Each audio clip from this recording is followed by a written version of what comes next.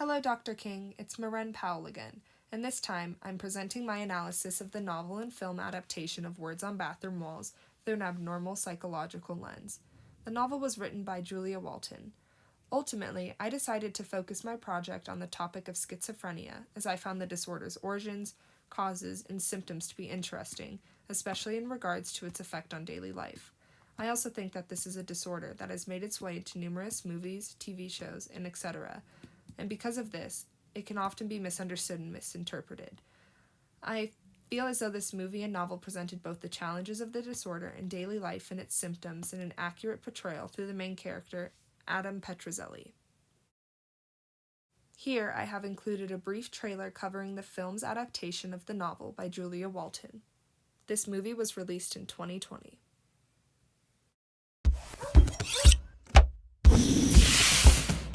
Honey, it's so good. Yeah? Have a good day. Me too. When you're finished with the questions, please pass them forward.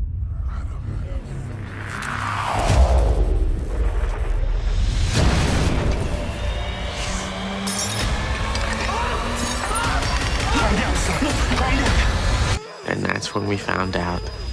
I have schizophrenia, a chronic mental disorder allowing for visual and auditory hallucinations, never normal.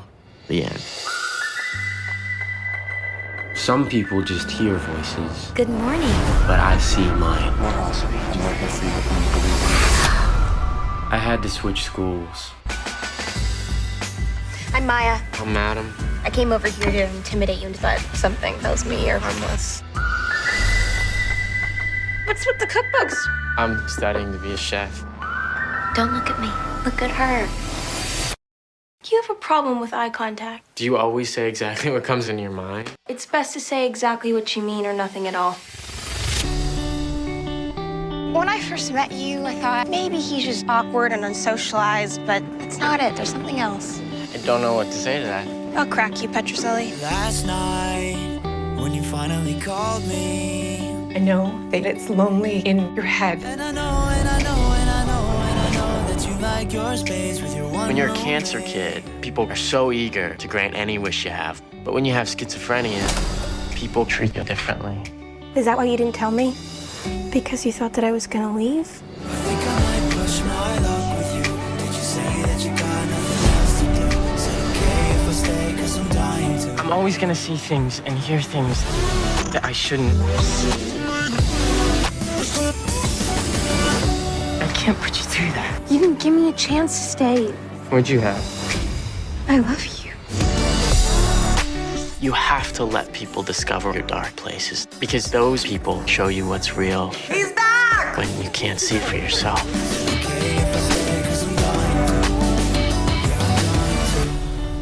Hey, I'm right here. I think I might push my luck with. For this project, I decided to primarily focus on the film's adaptation of the story, while also making sure to compare and include aspects from the novel, as the two often did not overlap. Words on Bathroom Walls follows Adam Petrozelli through his senior year of high school.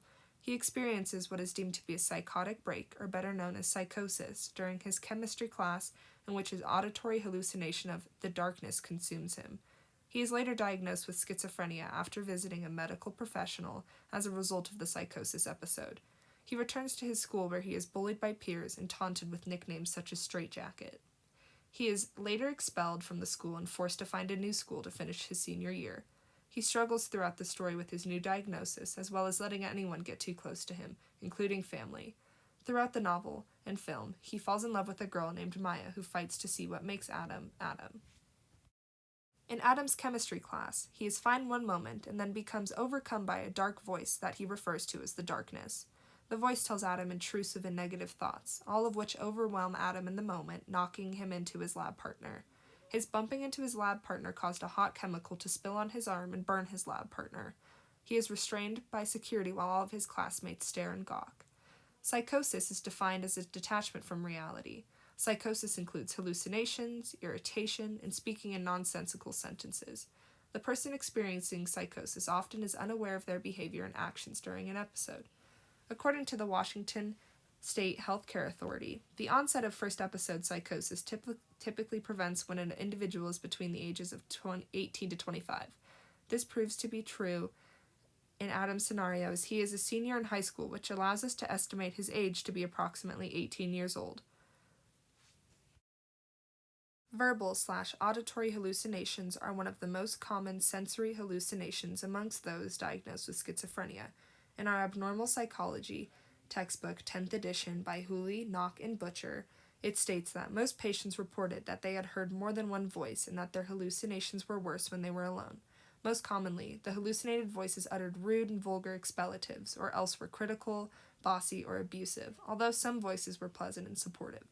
This statement on hallucination proves to be true for Adam, as in the film, he has the pleasant voice of Rebecca, the new-aged hippie often seen saging Adam, practicing yoga and relaxation methods, as well as giving kind words of encouragement, while Adam faced tough social situations.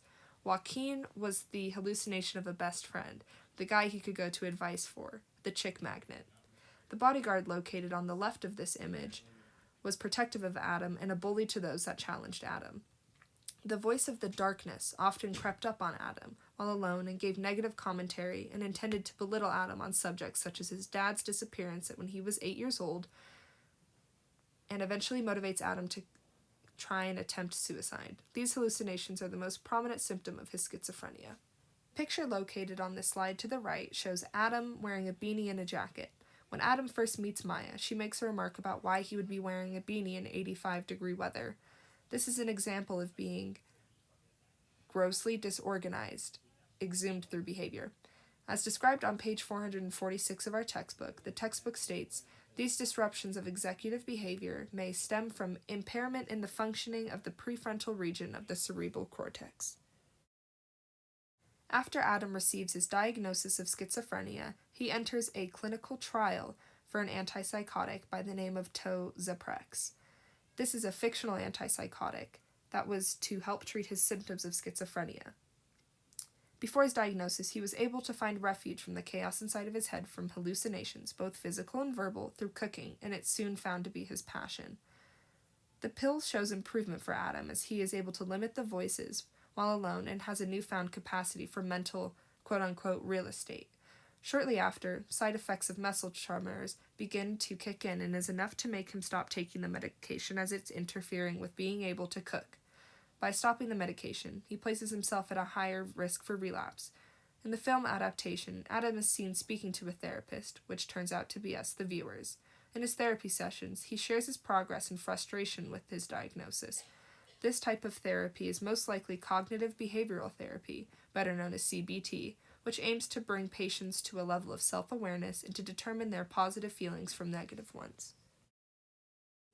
According to the National Institute of Mental Health, current treatments for schizophrenia focus on helping individuals manage their symptoms, improve day-to-day functioning, and achieve personal goals. They name antipsychotic medication, psychosocial treatments such as CBT, and family education/support as the main forms of treatment for schizophrenia. In Adam's case, his CBT is supported with the clinical trial antipsychotic, which shows the novel offers an accurate portrayal of treatments for schizophrenia. Adam and his family begin looking for a new school after being expelled from his last school. They decide on St. Agatha's Catholic School, a school that is out of his district. His family and sister Catherine made an agreement that as long as Adam continued taking his medication daily and kept his behavior in order, he would be able to be a student at the school.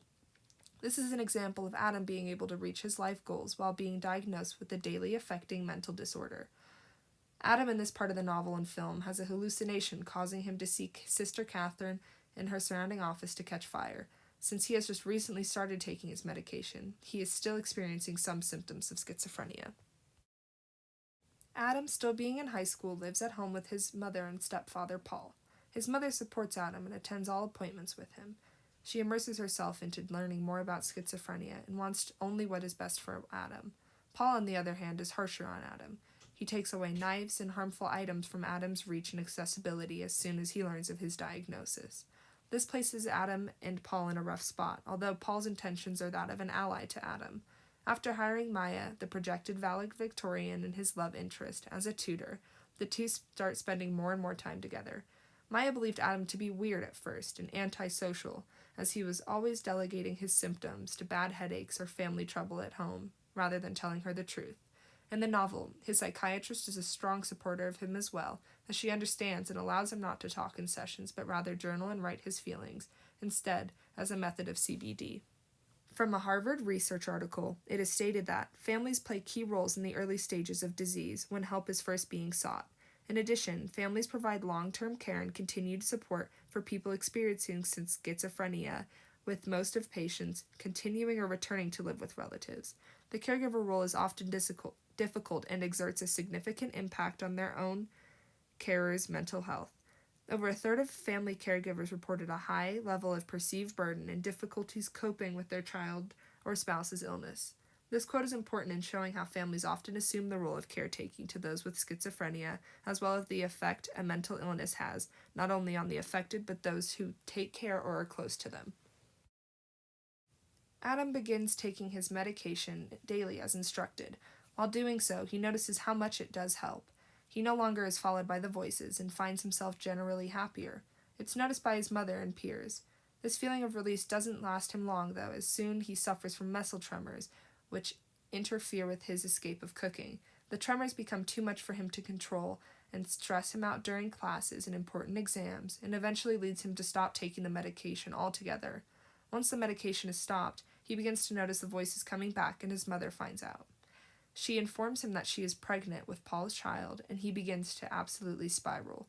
This causes a huge argument at home, and for Adam to feel as if he will never be able to live with his diagnosis. Our abnormal psychology textbook speaks about the importance of expressed emotion and its correlation for relapse with those affected with schizophrenia. Expressed emotion is defined as the measure of family environment that includes criticism on the patient. On page 472, it is stated that expressed emotion is important because it has been repeatedly shown to predict relapse in patients with schizophrenia. EE seems to be especially strong predictor of relapse for patients who are chronically ill. With Adam living in a household that is already critical and extremely aware to his behaviors, the addition of a new baby and the culmination of stopping his medicine are precursors leading to his eventual relapse. In the movie portrayal, Adam is suspended from St. Agatha's in a family meeting where it is revealed Paul wrote a letter to Sister Catherine letting her know Adam has stopped taking his medication and is at a risk for relapse. It is said his suspension is not a punishment, but rather a protection of Adam and his peers. Having already asked Maya to prom at this point, he decides to take the entire bottle of his medication. He appears sweaty, disoriented, and experiencing out-of-body experiences. The darkness overcomes Adam's being, and eventually leads him to the top of a ladder in the gymnasium, and in an attempt to kill himself, the darkness leads him there. He awakes in a mental institution in restraints. He lashes out in confusion to his parents and to Maya. Maya then learns he has schizophrenia. He spends time in the institution where there is group time and medication given daily. After Adam is discharged from his mental hospital stay, he rushes to St. Agatha's graduation ceremony, where there he announces to peers and staff that he is schizophrenic, but will not let that diagnosis rule him any longer.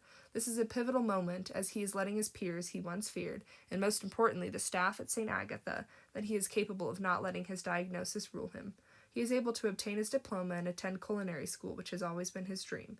The ending of this movie is proof that with a chronic illness such as schizophrenia, the treatments of CBT, a strong support system, and medication work to diminish the side effects of schizophrenia and allow for a normal life.